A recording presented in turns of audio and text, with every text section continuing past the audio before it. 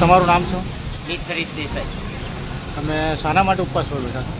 આજે જે વલસાડમાં વસેર અને નાનાપાડાને જોડતો જે બ્રિજ, 8મી અજાયબી બ્રિજ કહી શકાય, તે જે બની રહ્યો છે અને જે પ્રજાના ટેક્સના પૈસા જે રીતે આ સરકાર વેડફી રહી છે, એના માટે હું અને મારા મિત્ર જહીર શેખ વલસાડ જિલ્લા યુવા કોંગ્રેસ હેઠળ ભૂખ હડતાલ પર બેઠા છે.